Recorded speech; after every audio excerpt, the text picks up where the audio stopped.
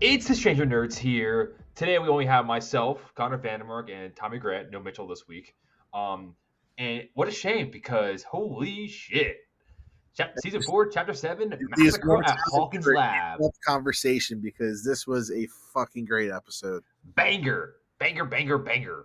This is the one. This is the one I've been waiting for the whole season because this is my.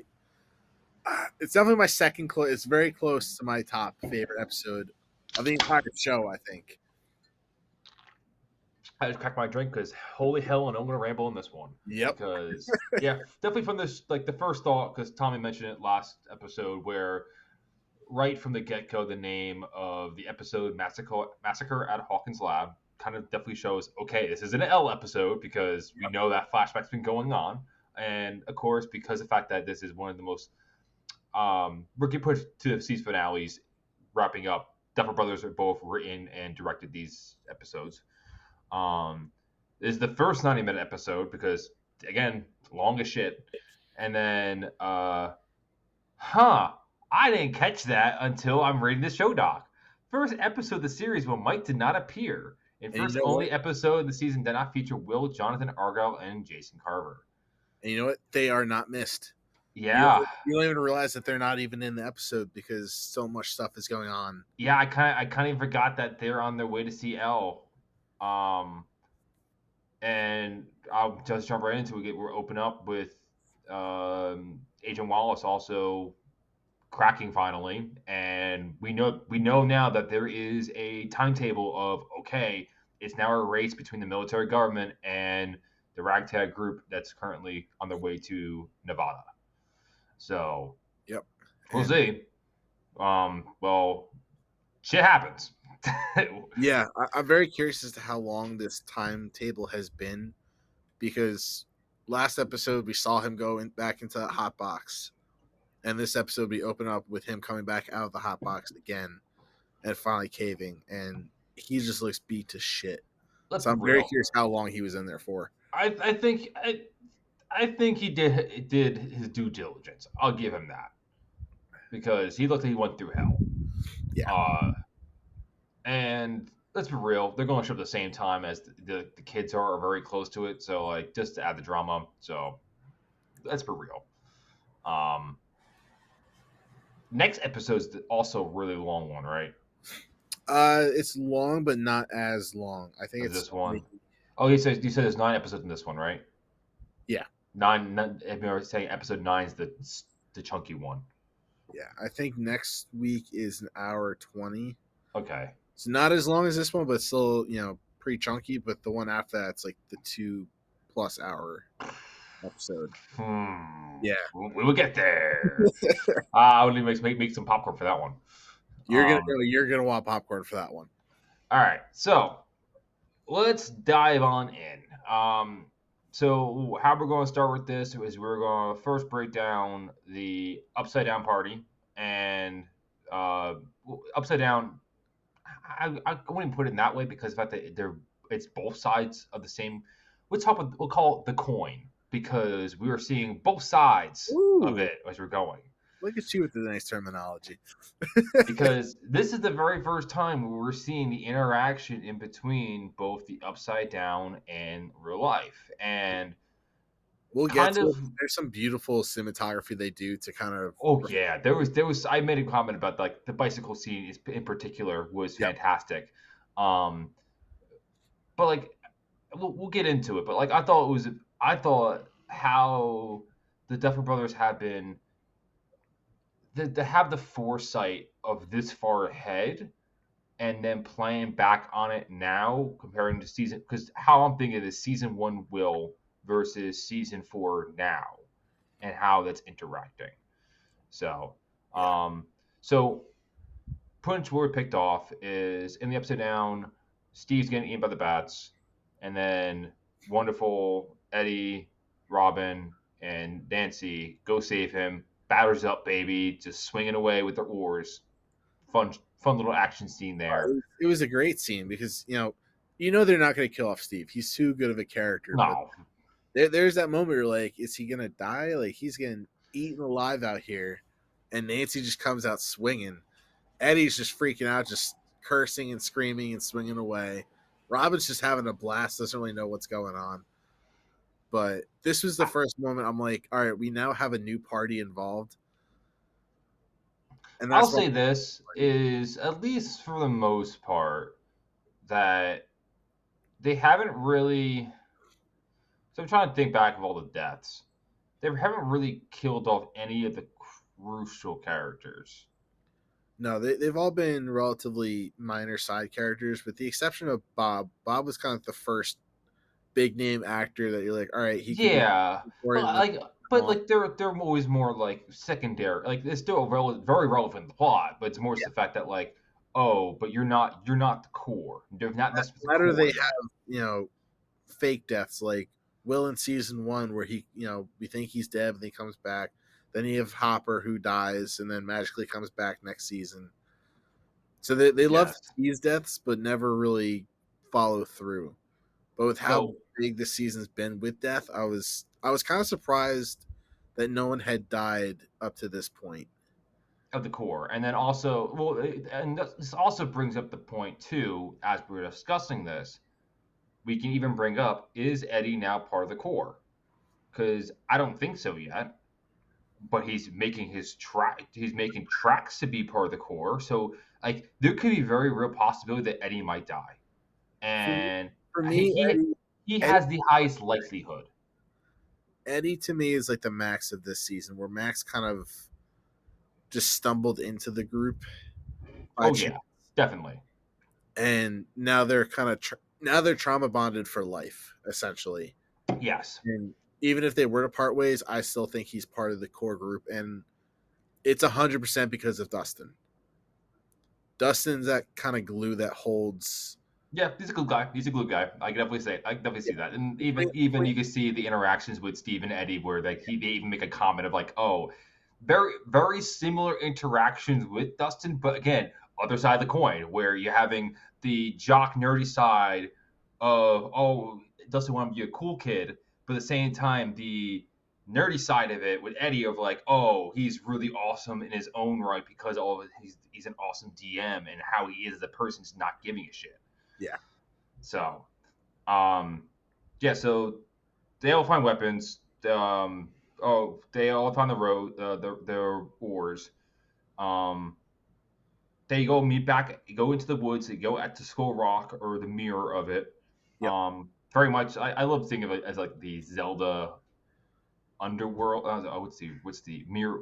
Is it Mirror World? I can't forget the Dark Realm. That's what it is. Yeah. Dark From Link to the Past, and which they brought up multiple times in other games. I'm honestly came with Black Friday because I'm gonna pick up Echoes of Wisdom, the new Zelda game. It looks so much fun. I can't wait to play Zelda and just make a bunch of beds and just fuck people up. Great weekend.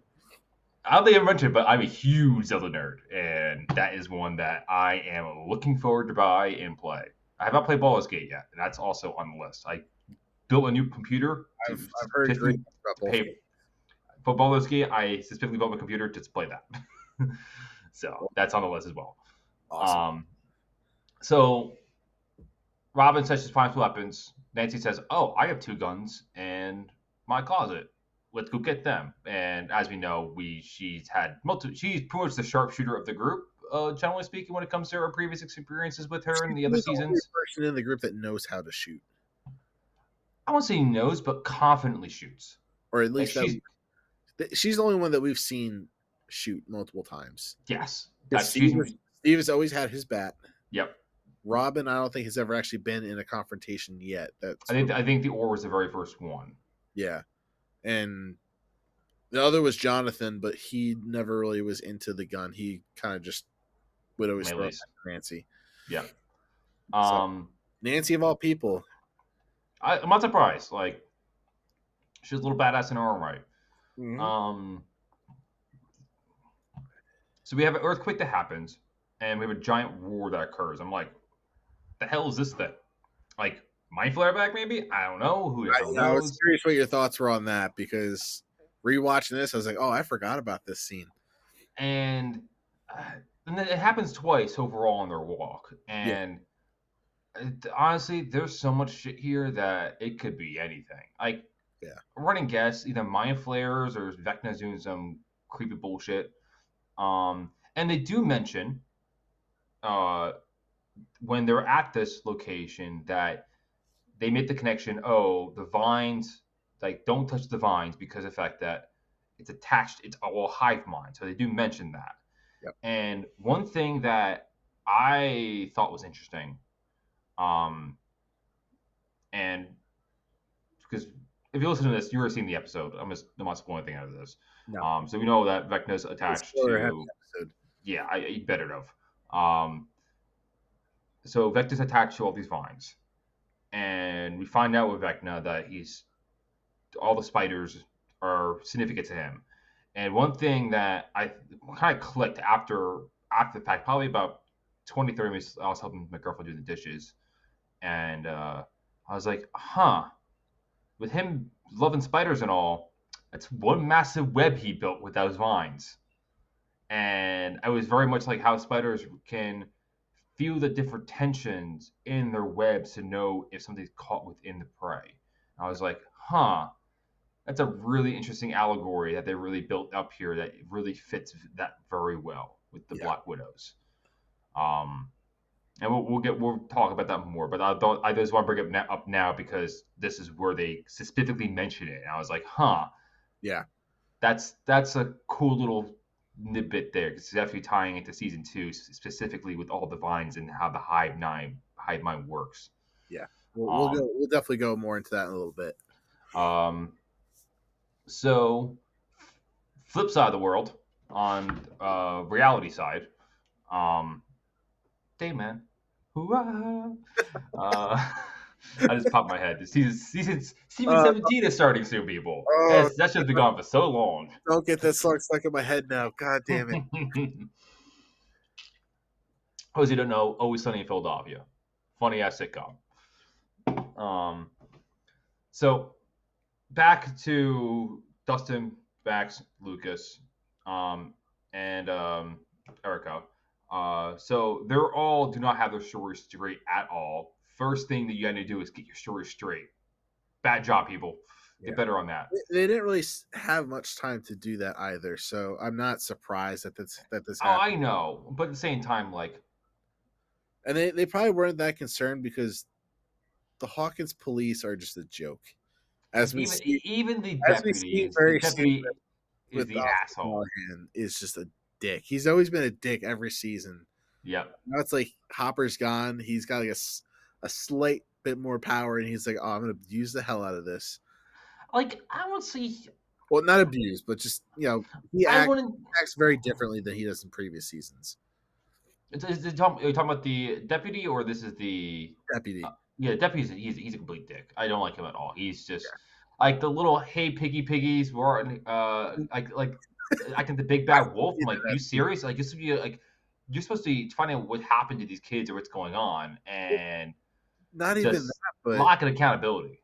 before we even get to that part where he's talking to the parents, he's like, one of these little shits is gonna, break. Yeah. He's like, you're talking to their parents who are all very concerned about their safety and what's going on, and he's just more concerned, like, yeah, I'm gonna get one of these kids to break. Like, they'll spill on each other eventually. Like I'll give props to the current sheriff who I forget his name at the moment. You better at this stuff than I am. But like he is at least taking at least good accountability what's going on. Like he's trying to be serious, and he just completely gets his ankles cut off by this guy. I'm like, just like fire him. You have the response. You have the power now. But Use it. We know there are more officers, but they're the only two we have consistently seen throughout the show. Yeah. And it's like you can't really get rid of one because then you're pretty much running solo, which is kind of what Hopper did anyway. But it's just in the state the town's in right now, he's like, I can't afford to do that. It's Pinky the Brain, and Pinky's running the show. Absolutely right. So they pick Max to go try to single out and try to get one story as they should. But smart on that guy, he was the one actually executing, unlike the other person. Like again, like keep one to talk, and then the other to keep an eye on the kids. Yep. Dumbasses. So the rest of the gang wander as Max gets interrogated by herself. honestly, wrong person to pick because Max is literally the most She's the tough enough to break it. stone You're not face, gonna break. cold killer person of all of them. Yeah. I would say out of all of them, I would have picked Dustin. Dustin would have been the one to Oh break. God, yeah. Dustin is can't keep a story straight for his life. That he's just so awkward, and I think he would panic and crack and Mm-hmm. spill everything out. I wouldn't think he spilled anything out, but he makes such a weird lie that like it won't line up in anything else. Yeah. Um. So Max Lucas and Lucas Dustin are currently talking. Erica wants to know what the hell's going on. She's being nosy. And then she kind of I love this scene where like this is the first time we really get a good brother sister moment with Erica and Yes. Lucas of like I know what's underneath your bed. Do you want me to tell? Like I will blackmail the shit out of you right now. You better tell me. And the fact that Dustin gets into like what do you got? Like hey there. Yeah, it's funny because like you always think of them being so close, and all of a sudden it's like Lucas has this little secret that Dustin doesn't know about, and Yep. Eric's like, I'm gonna exploit this. You tell me what I need to know, otherwise. Oh, on a scale of 1 to 10, it's 100. He's like, oh, let's go. Uh, Oh, it's so good, so good.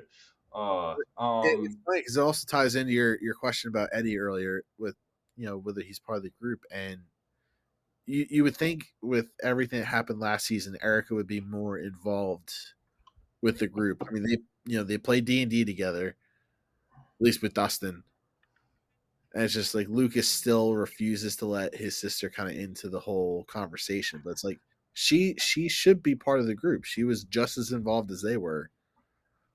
Yeah, I can agree with that. At the same time, I'm not surprised either because okay, to be fair, I don't have a younger sister.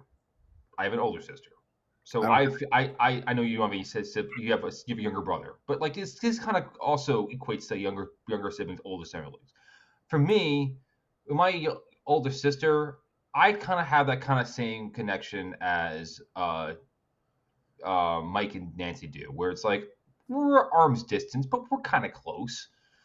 Um, but like when like even like now, me and her are thick as thieves. Like we're very much closer than we are now than we were growing up.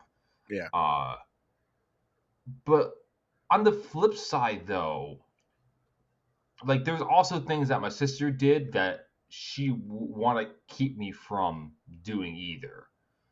Like having her own niche, and to Lucas, I could definitely see his group of friends being his niche and trying to make that split for her. Like, okay, like, you can associate, like you're fine hanging out with us, but there's a line of like, there's us, and then there's you.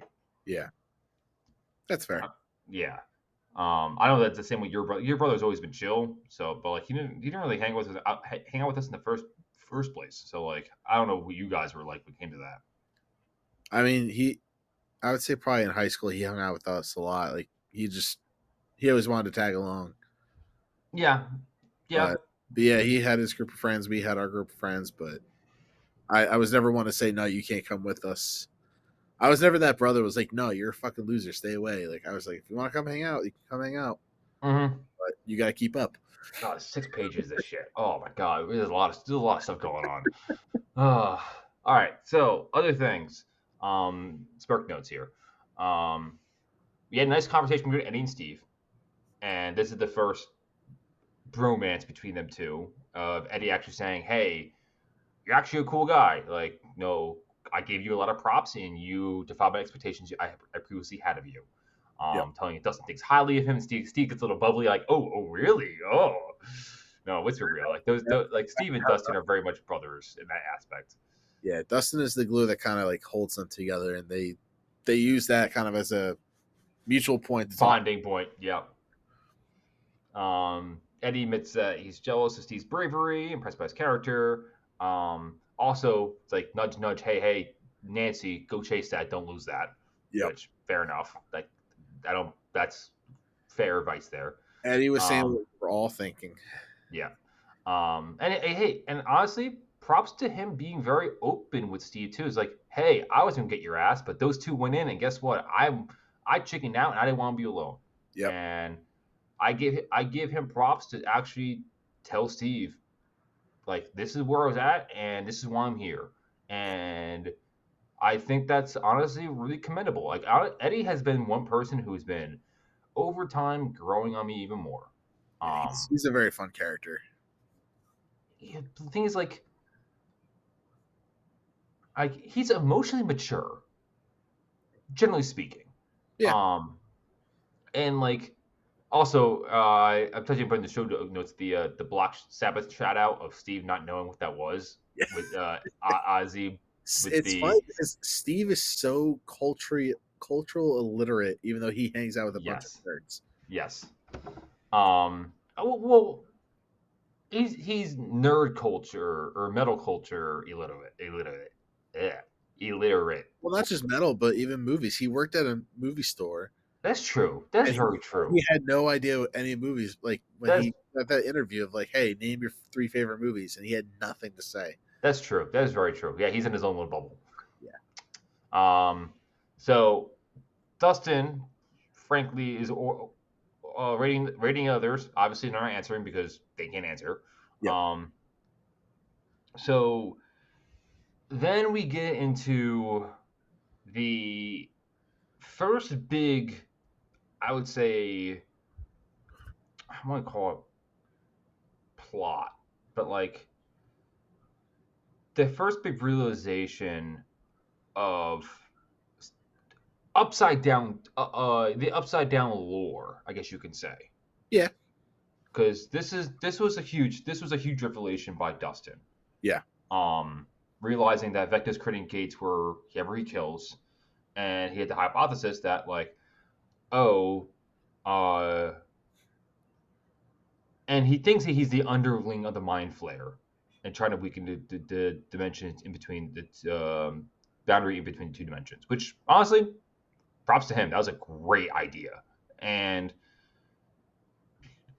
but like, hold on, bring up like my own notes because I did write some stuff down on this. Um, so and again, this is the first time we're seeing both sides of the. This is the first time we're seeing both sides of the world interacting too. Yeah. And this is something that's really it's this is again the upside down lore. This is all it is to me. It's like I'm just trying to pick up little things going on. Yep. And the fact that because the one thing that because I appreciate Lucas actually thinking all the way back on this, not just thinking in the present, because he's thinking like, okay, what happened previously? What's going on? Getting all the data out of this because we know about all the gates. The question still came up. Where's the first like?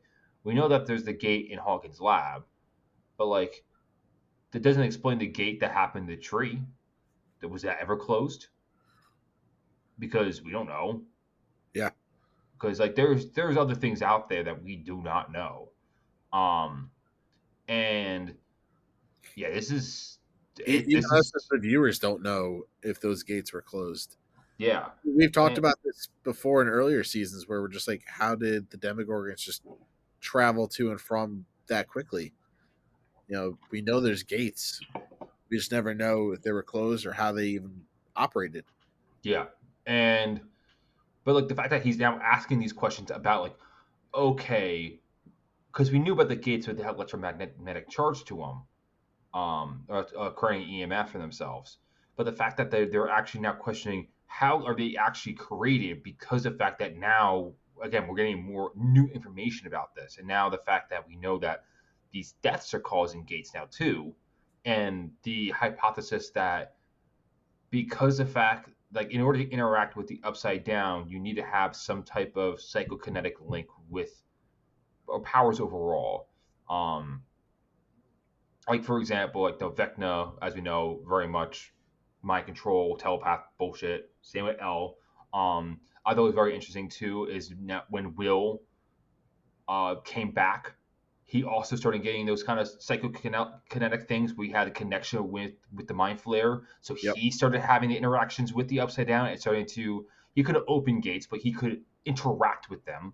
Yeah. Or interact with the Upside Down, the environment itself. So that was very interesting too. Like, oh, I was thinking like maybe Steve might have something now that he got bitten because that we don't know what's happening. No, We, it could we be don't know rabies. if it's We don't actually know. either. Like fucking upside down Demogorgon bats. Like, Or like he could be like the it could be like Will. He has a larvae implanted into him. We don't know. yeah, that's true. Um, so there's a lot of things. There's a lot of good things that Dustin is.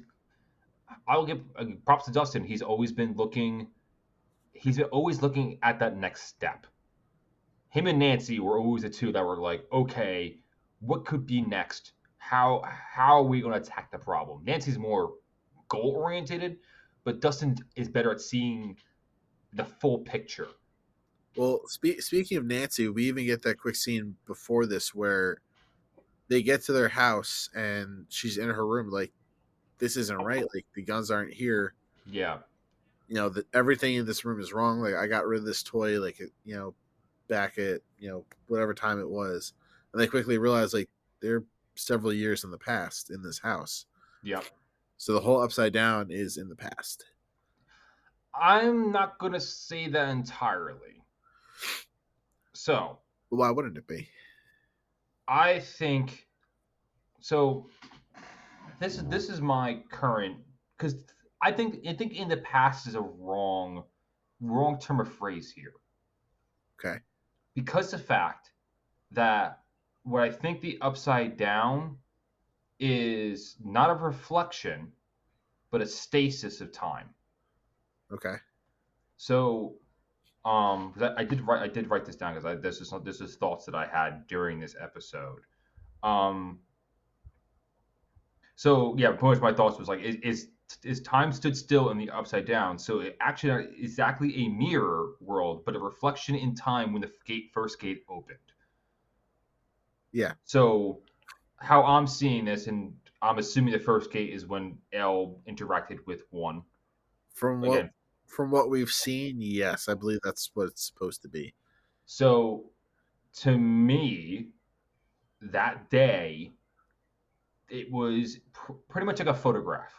How a snapshot was taken of the whole environment, and that was it. Okay. So it's interactable. Everything that's there is there.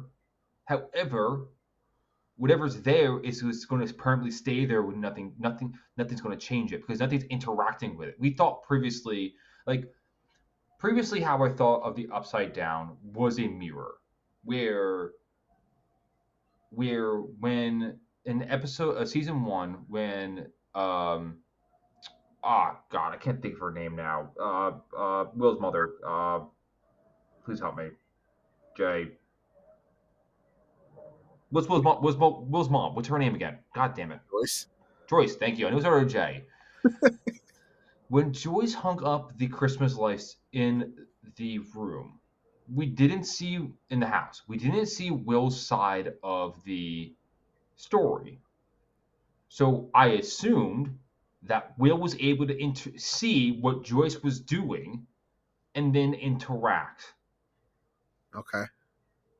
However, it's now proven that's not what happened. Because whatever Dustin and Lucas are doing in the room, they can't see or interact with them. Everything is still the same. The only thing that gets manipulated is what? The light. I wouldn't say light exactly. The electric charge. Electricity. Now, what powers the brain? Electricity, Dr. Connor. Neurons are fired by electricity.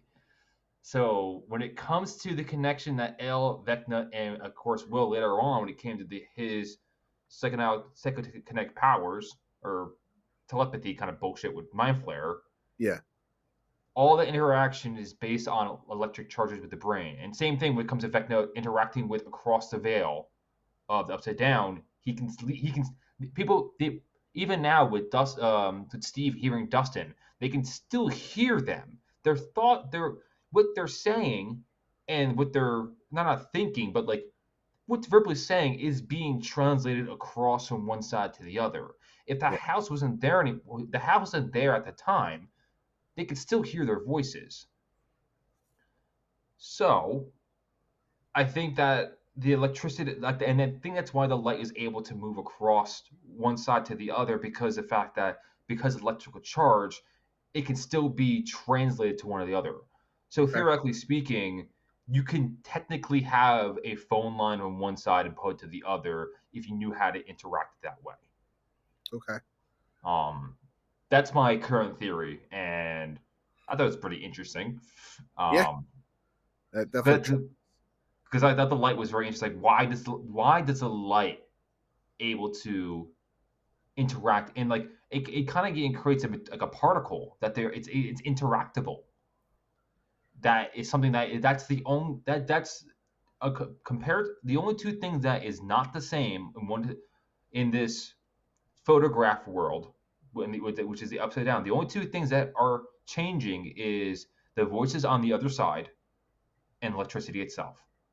Other than that, the only they can interact with that side of the world is if you're on that side.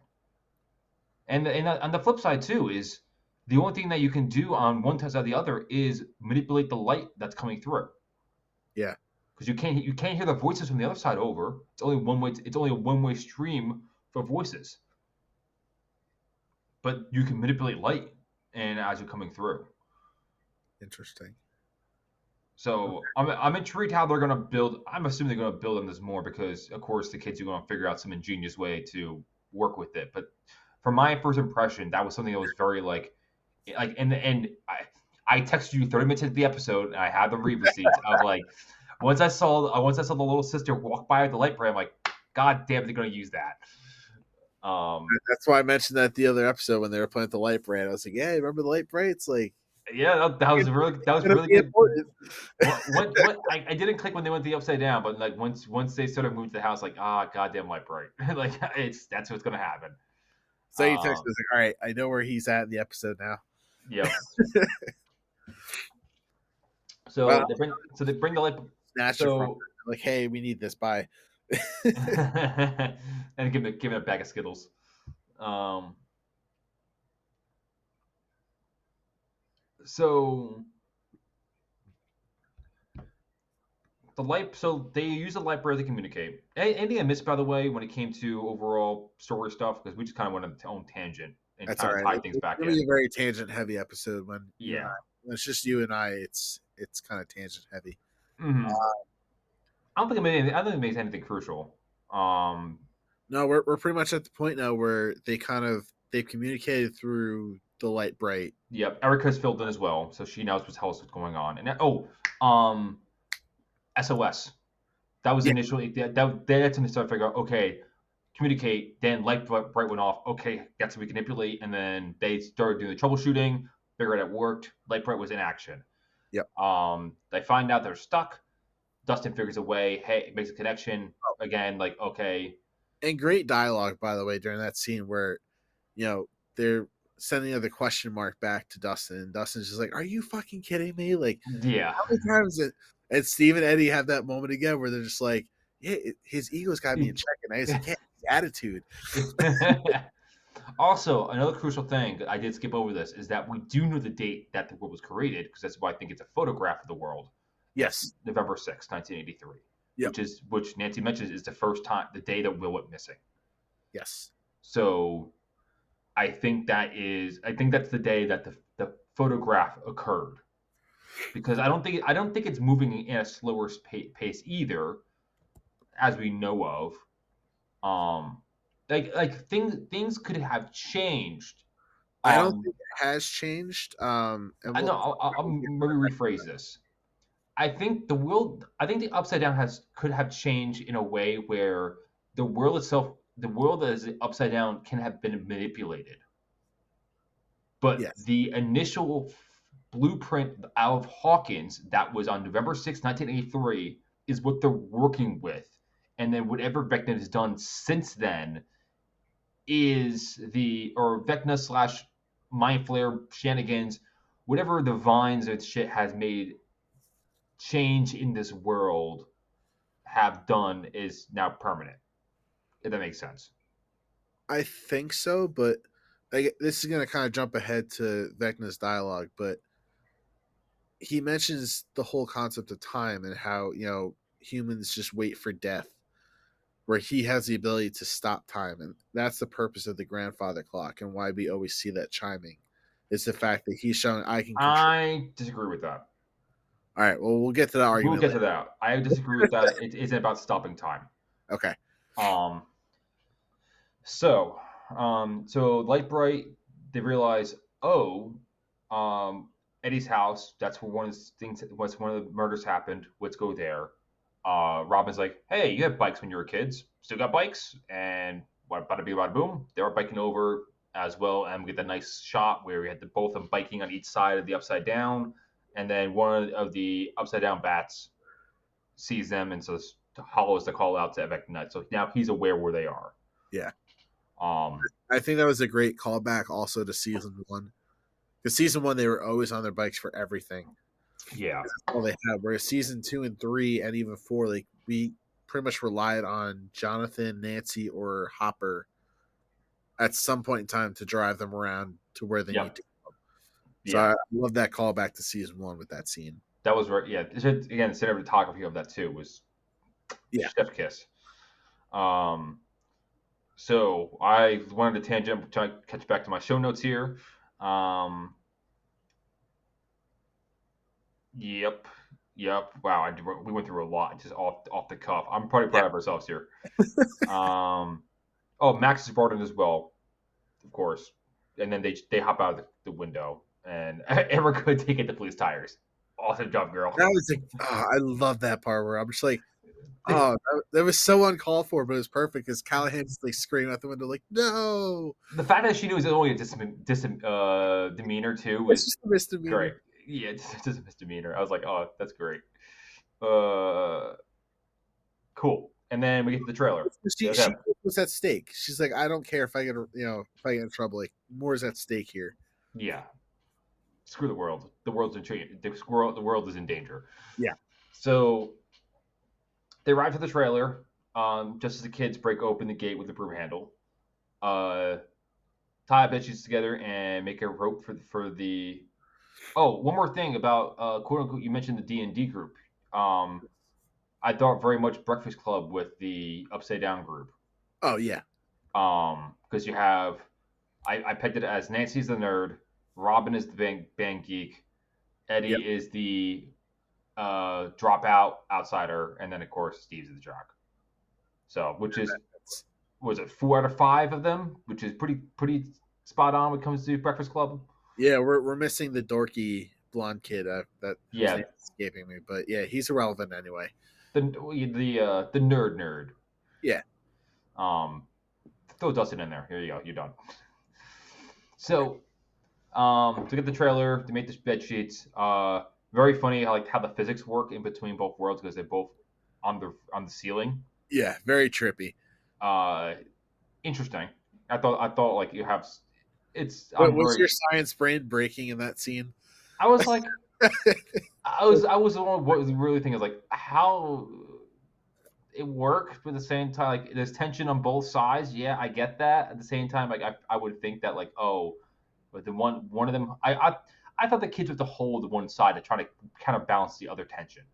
Yeah, that's how I was thinking. That's probably the biggest far-fetched scene where Dustin's like, if my theory is right, I'm like, all right, settle down, Velma.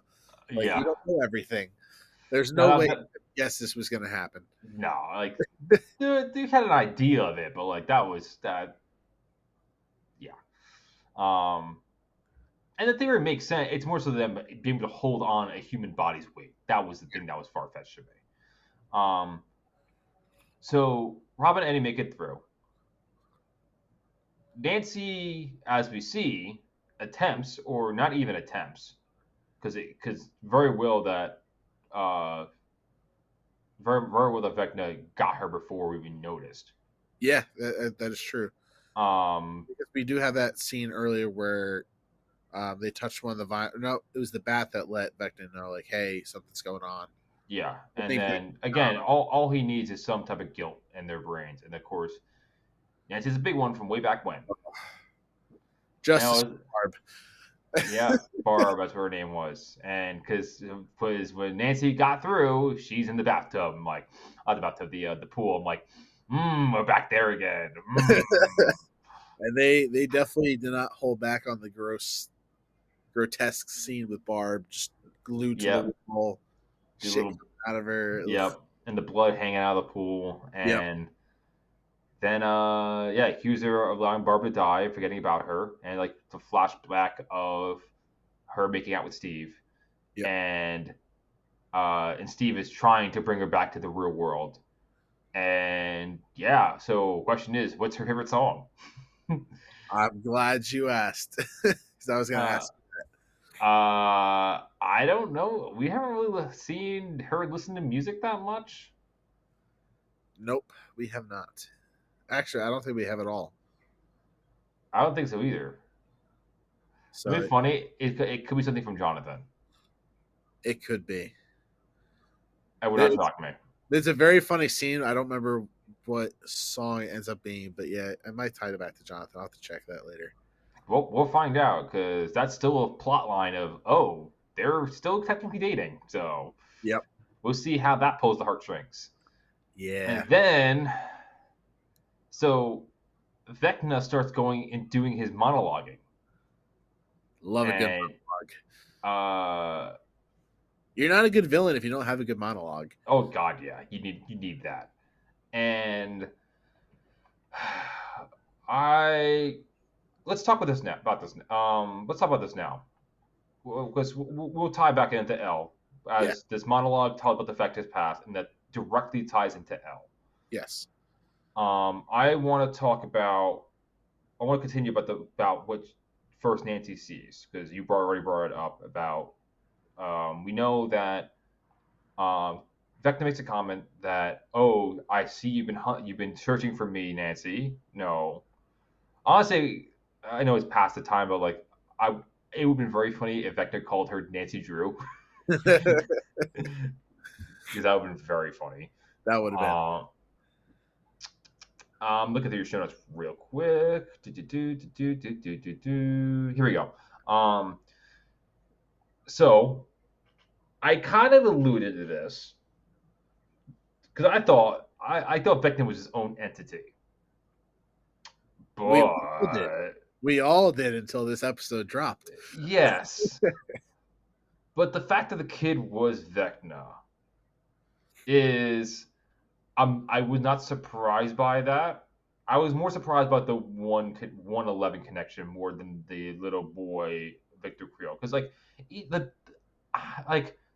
I mentioned like this kid had a connection to Vecna some way or somehow because usually like a lot of movies have that. And I mentioned Indian Parasite, Grave, Exorcist. Is Exorcist? No.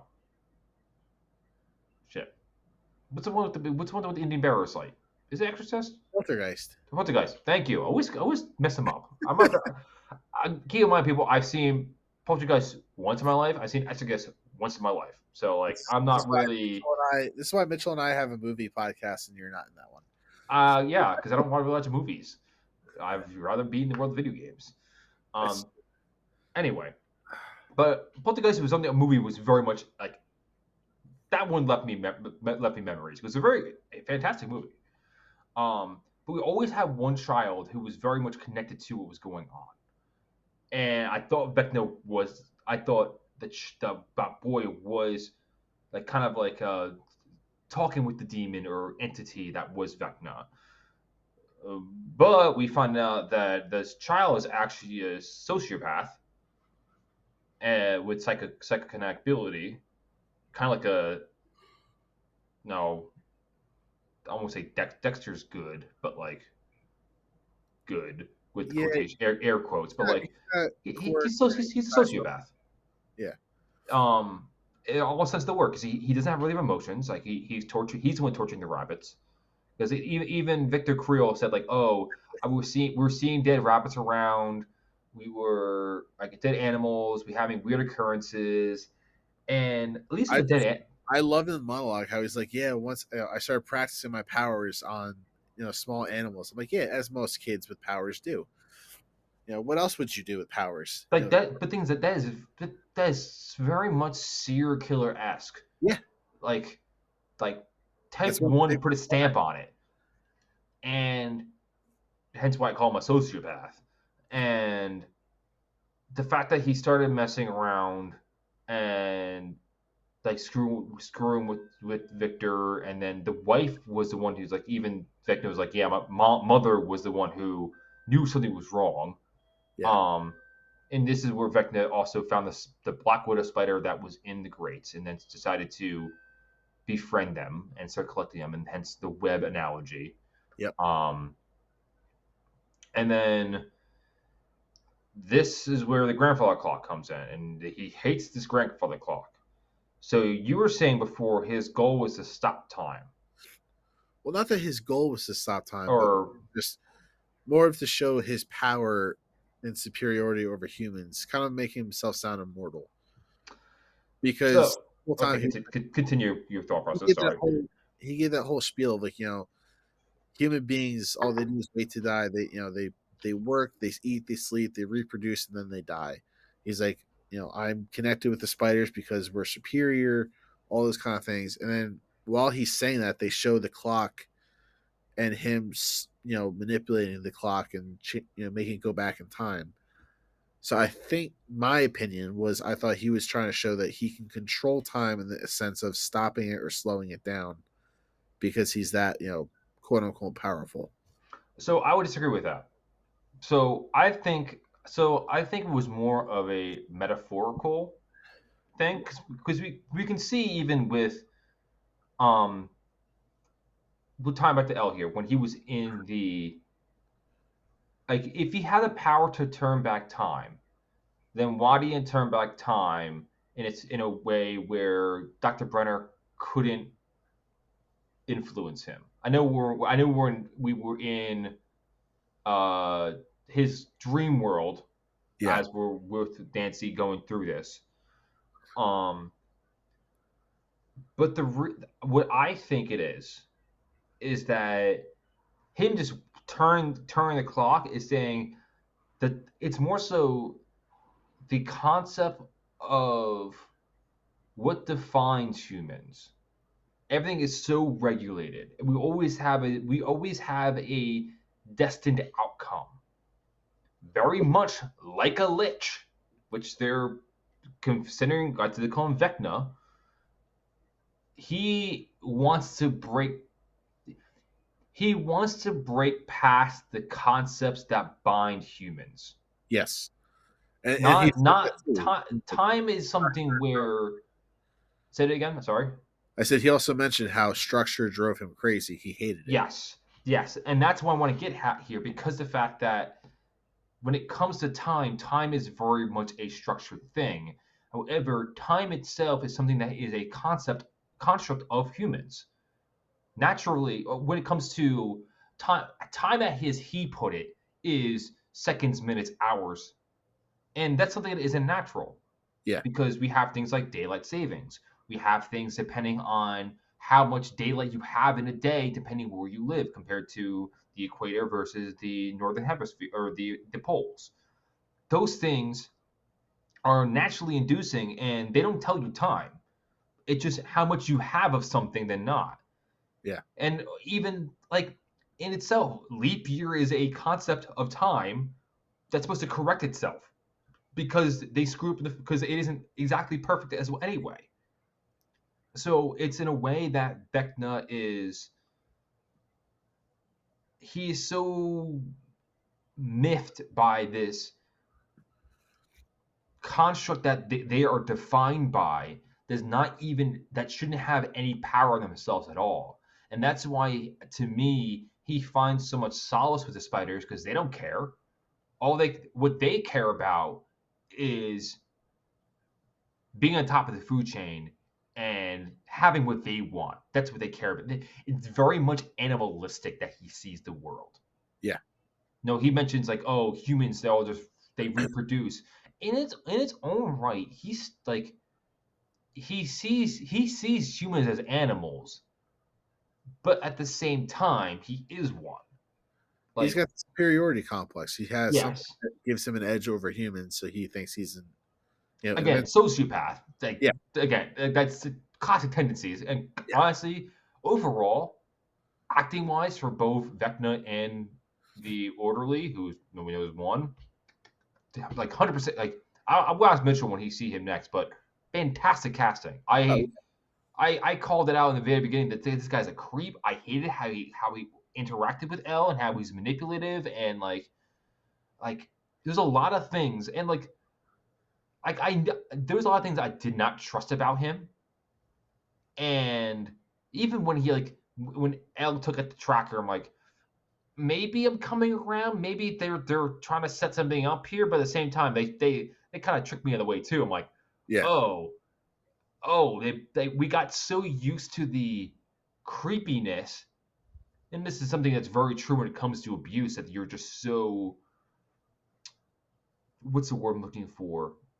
You're just so regulated to it where it's something that is you can't even feel it. And of course, Elle is literally being brainwashed by these people, so like we don't blame her. But like it is such a craziness at like, oh, this how this ties back. Yeah, that's what the clock is like. To me, I don't think it controls time. It's more so the fact that the concept of time he wants to eliminate. It just he'd rather you're here in the present, and that's all that matters. Yeah. Um, yeah. Uh, and then let's talk about let's continue off this path because we learned that Victor woke under the care of Brenner, which is of course Elle's wonderful victim, and then we know that And that uh, was a little red herring that kind of it was the big hint, but none of us put Brenner into the equation because they tell us how he went into a coma for 10 days and died. Obviously, he didn't die because Brenner covered it up. That's the same thing he did with every single child that he took under his care.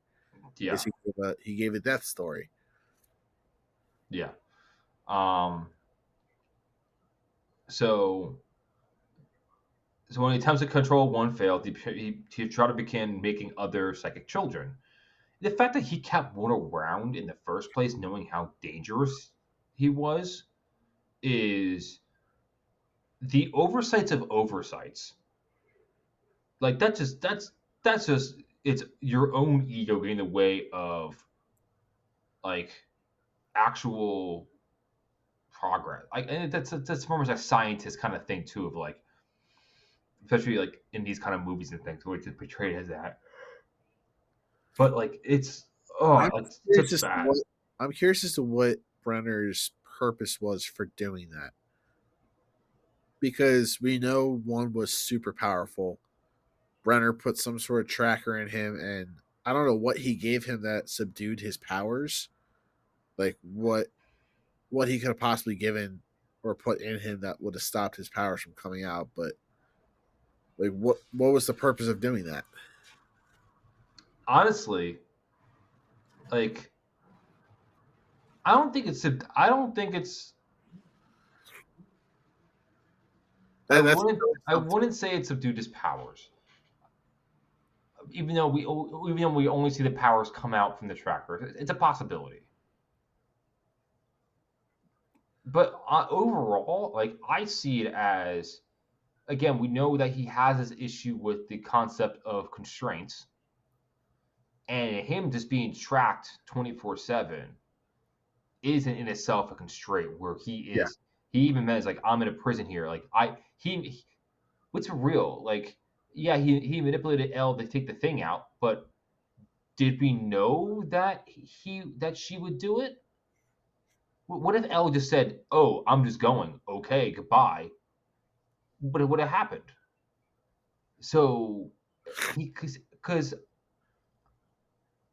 we don't know truly of like was his purpose of with Elle to get rid of the tracker? Because he didn't explicitly say until the fact that Elle asked him, "Why are you going with me too?" yeah. So that's the one thing that does pique my interest was when he actually interacts with L, what is that interaction going to be? Because the fact that once L freed him, um, that was going to be they were going to have like a team up situation that they were like, no, He run asked the her to world. join forces with him. Yeah, He wanted Elle to basically be his, side puppet, I guess, for this whole conquest. Because I'm sure that's probably what he wanted to do. He wanted to be some sort of, godlike being. He wanted to control things. So who knows what he could have actually been capable of once he escaped Hawkins, yeah, had he not been banished to the Upside Down. yeah. And so now with the backdrop of knowing that one is who he is as the orderly, we're going to cycle back, talk about Elle a little more here, because we see Elle before when she went, because Elle also has the same realization that Nancy is Yeah, in her own situation where Elle is trying to come up with cocaine, she's having issues, haunted by memories of the massacre. Again, thinking that like we all thought that she was the one who did it. From what we were the information we're given it, like okay, Elle killed his people. We know she's killed people before. yeah. This isn't a surprise. This would be a surprise. That is. Um, And Dr. Owens gets on Dr. Brenner was like, "You're pushing her, and all I see is a traumatized child." Which honestly, yeah, fair point, buddy. Like, no, and They're both under a lot of stress because Brenner knows he doesn't give off that vibe, but he knows he's got limited time before Sullivan knocks on that door and causes a problem. yeah, And I think he's trying to stay calm for the fact of Dr. Owens, because I'm sure if Owens knew that Brenner had doubts, he would just take L and go. yeah. But like Dr. Brenner, like he is such a selfish son of a bitch. Like the fact that like he knew about one this whole time. Yeah. I know. He didn't. I don't. I assume he doesn't know the final. Like I'm assuming that room was recording, so they probably know the final outcome. What happened So to one? my guess was, and this is why I asked you last episode, that whole concept of that, missing piece of information that they weren't telling 11. Because she woke up thinking that she had killed all those kids, and that's when Owens was like, should we tell her? I think that was that piece of information. Hmm. Hey, Vecna is number one. Like, you basically created Vecna. Yeah. Um. Yeah. And I So think Brenner didn't want her to know that yet because he wanted her to come. and come to find that conclusion herself. Yeah, And now again, let's be real. That was a memory that was hidden from her, yeah, from by herself, from her own trauma. yep, Um. So I'll go back into Nina. Nina, after talking to Brenner, Brenner's like, "Hey, you can do this. Like, I know we're going to go right to the end. We'll figure this out." Um. Brenner pulls the security tapes from 1979, the day of the massacre, plays in the screams. Elle goes back into her REM sleep thing, into her memories, and then day after the attack, she gets concussed from the other four patients. She pretends to know what happened, still doing the thing. Brenner knows that she was attacked by one of them, so she has them all lined up, do a basic questioning. Two, being the smart aleck that he is, kind of makes a comment, and then Brenner's like, "All right, you're the one who made the comment here. You probably did have something to do with it," and starts shocking the hell out of him. yep. Um, and so it's not a great scene. And then back in the place, Elle knows that the other ones are watching her.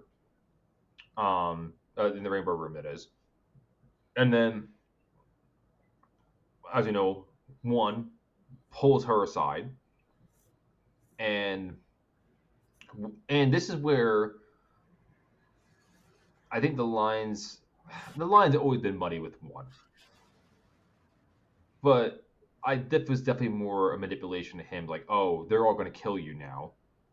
Um, and he's not wrong, but the way that he does it too. Again, like does he want her? Like, does he see a trapped bird that he wants to let free, or is he just trying to get himself free? But like, there's other ways he could have done it too. Yeah, I'm not quite sure what his motive was behind 11 this whole time. I really don't know. Um, because we see that they're very similar with their powers. And the fact that when we see one finally like show his powers, he does the exact same attack moves as 11 does, even the little head twitch to break. Yeah. So I almost feel like 11 was favored by Brenner because she could be the one that one wasn't, if Well, that makes sense. But it still doesn't make sense why I'll none. make it. I'll make even more seamless is that she had the same. She had the powers that were similar to one's, but is under his control, not Yeah, that's someone what I'm saying. else's. Like, Yeah. I'm sure he wanted one to be his little pet, but one resisted because the whole concept of he doesn't want to be restrained. Yes. Whereas 11 never had that concept even brought about her, and she just was able to be manipulated. Also, I Which, was thinking too is that stupid little thing in his neck could yeah, also like electrocute him or something like that. yeah, that could be. Because again, like it could be a torture device all in itself. Who knows? Yeah, Um. So he claims he tried to interfere. Brent would have him tortured. He insists he believes in her and slips her a key card. Um, on Day Massacre, El potentially has a concussion sickness still. Slips out, uses the key card, gets in the basement, sees the orderly, shows him the pipe to escape out. Which I'm assuming is that the pipe that she got the first time, or there's a pipe in season one. I forget what happened with the uh, pipe. actually, it could be because in looking at the timeline, this takes place in 1979, where she didn't escape Hawkins until 83. That's true. So she very well could have used that tunnel to escape. Yeah, because she knew about it, and but they never left from it. So like the option was there for her. That's right. This is 79. That brings up crucial things. Now I'm thinking about it. All right. We'll get to that back later. Um, so knows that he won't be able to fit. Explains he can't escape. Brenna has implanted a chip. She takes the chip out. Uh, then once they get there, one fucks people up just like Elle did back in school. Just wrecks things. Tells her to stay put. They get back downstairs. She didn't realize that he didn't come back yet. Goes back downstairs, realize it's a massacre, as we saw in the nightmares, and realizes one's the one who killed all these people. Yep. And the other thing too is one didn't want her to follow her. Yeah. So like That's what I'm one, saying. His whole motivation doesn't make sense to me. that's the thing. Like yeah, I think he wanted to keep her away from, like, kind of keep her quote unquote innocent. And the fact that now she got wrapped into this kind of ruin his kind of, I again, I think I truly do think that he wanted Elle to get away. It's just more so the fact that now that he was free himself, he let his sociopathic tendencies like take over again. Yeah. And again, it's like a loose animal, and like a, bulls aren't really like this, but bull in a china shop, he's Yeah. all hell broke loose. Because he even asked her, he's like, why do you cry for those that, tortured you and abused you for all these years? So he's even himself confused as to why she's upset the fact that he just slaughtered everybody. Yeah. So she sees him there. Um, and then we find out then that the whole connection. Oh, one is killing the whole Vecna killing same way as with the Dr. Creel or Victor Creel. Um, and yeah, we get the whole he promises he understands her, and then they have this big fight off of like, oh, uh, pretty much the big showdown between them, and also we did see Dr. Brenner not dead yet, but also on the floor, and while she was walking over, Yeah. um, and then pretty much this is the one part that really threw me off was How come? L was because as we know of, L has not killed anyone. How did L get the power to banish him? Yeah, that part. Yeah, that throws me off a lot too, and not much of a spoiler. But they don't really explain it at all either. Especially in this episode, she creates a hole in his chest, which doesn't make sense. If you're gonna create a portal, it should be through space and time, not through the person's body. I feel like that would kill him. Yeah, that was the one scene I was like, I don't know, because like she remembered like oh the trauma and stuff like that, and like oh her mother telling that at birth that she loved him, nice little scene and everything. Yeah. Um, And then we have a weird montage of him like fumbling through the air in the upside down, getting struck by lightning yeah. dozens of times, which was kind of an odd scene, seeing how he was morphed into Vecna. But So this is the one thing I brought up before is that the upside. So the upside down in my reality was created in November 6, 1983. This happened in 1979. correct. So I think that so my guess is one is the one who created the upside down. Okay. One is the one who created it and then made the foundation that is the snapshot in time. Okay. And then whenever that snapshot was created whenever he created his first portal over to the other side. That's because it couldn't be L who did it because L technically was the one who created the first portal, as we were proven. Yep. And the other thing too is like with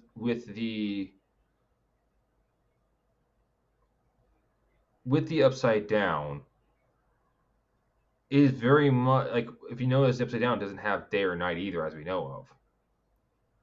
So very much also it kind of leans like it could be something of it's something very much of one's design of the concept of time does not exist here because I make it so. Who needs it?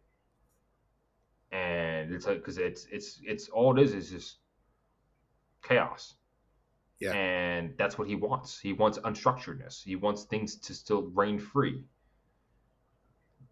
but at the same time, he still is the top of the food chain. Yeah. So, A lot of um, I have on that one. and then we see the tattoo of 001, in fact, confirming that Yep. for those who were real slow in the uptake. If you didn't know at this point, Yeah. Ali was even like when you had texted me that, she's like, did he not realize? Like, did he not guess this before the episode? I was like, I don't think so. But I was like, I don't know how long it took him to figure out this was the big reveal. No, again, I texted you about the light break though. It wasn't like I texted you about like again like the thing that took me off was one being Vecna.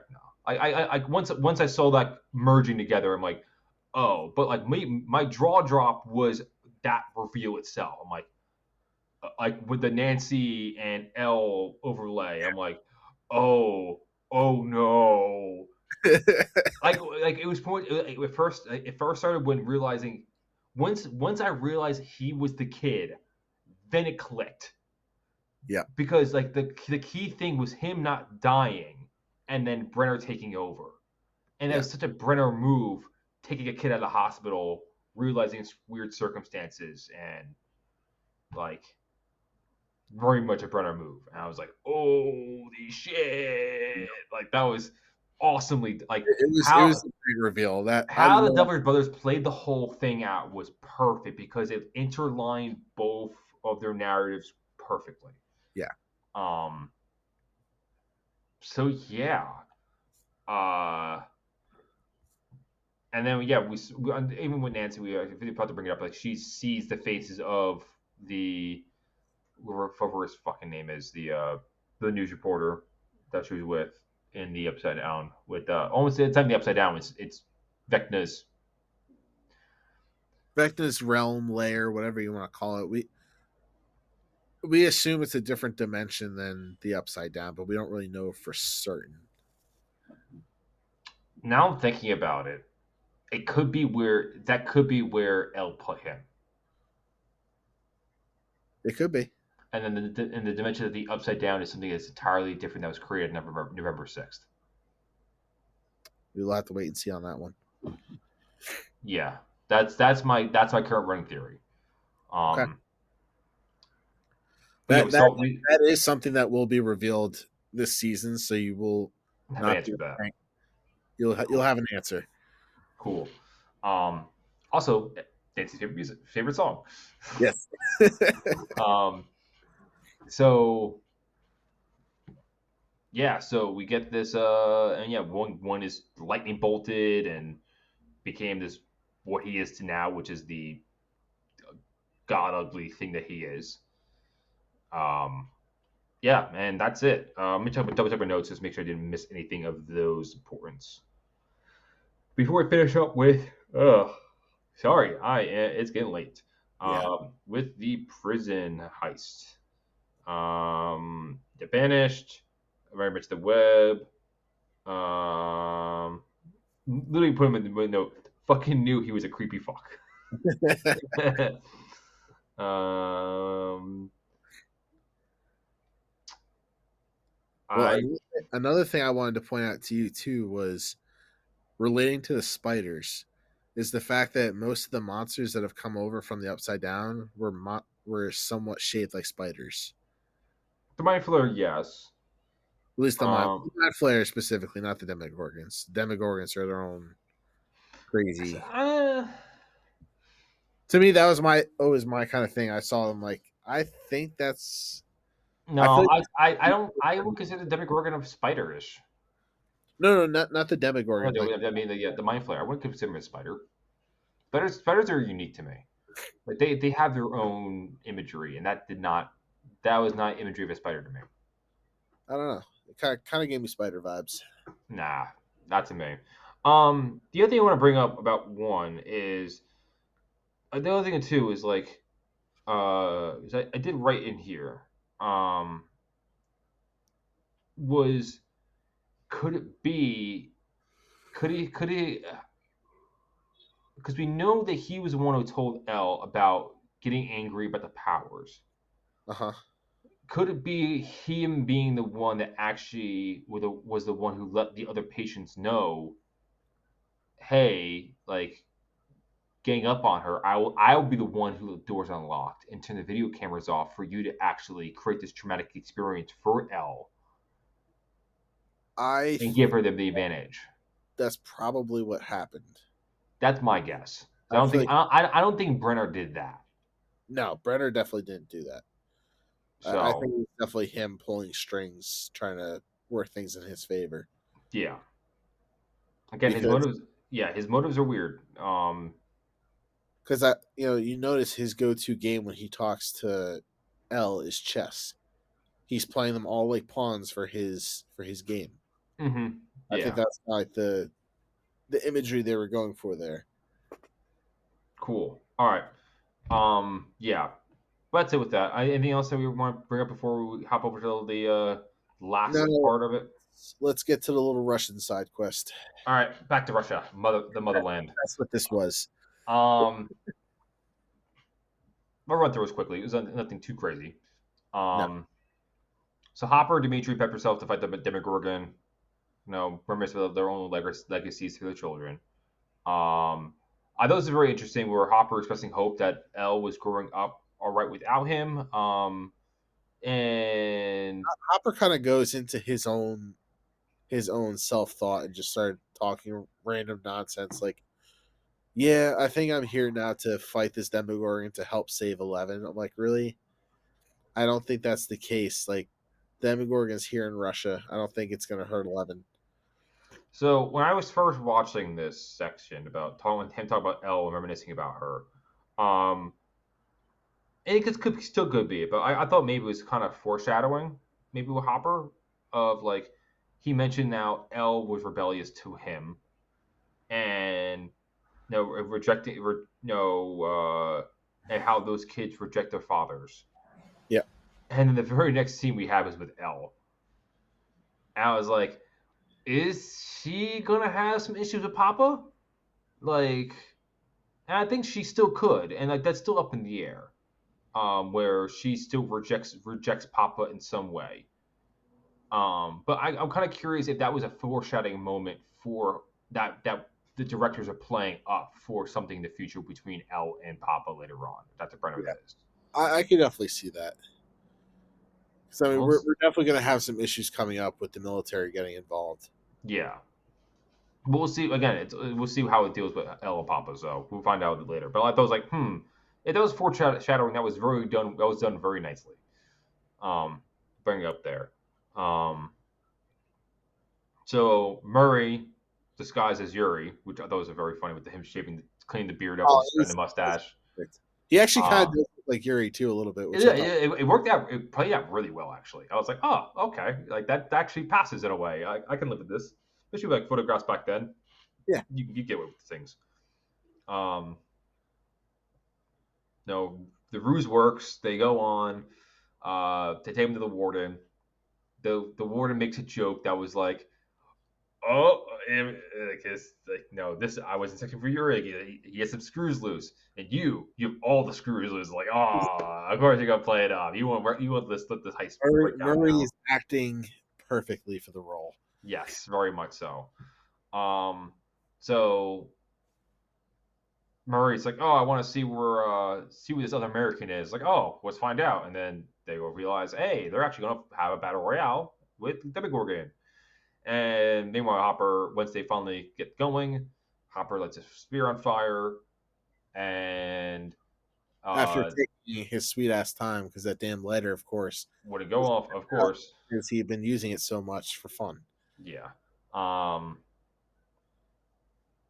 uh, Murray pulls a gun out on the warden's like, "Hey, save him!" It's like, "Oh, you're not saving him. Demogorgon's gonna eat his ass." And yeah, gate opens. Demogorgon comes out. They all fight. Demogorgon literally just chomps over him. Nobody fights. The Demogorgon just Just wipes over them. yeah, it was more of a slaughter. Um, feeding time. Um, That wasn't even feeding, man. That was just playtime for that thing. yeah, pretty much. Playing them all over the place.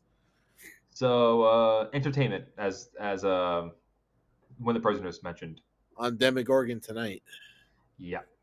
So yeah, finally the spirit's lit, and then of course fireworks, as we know.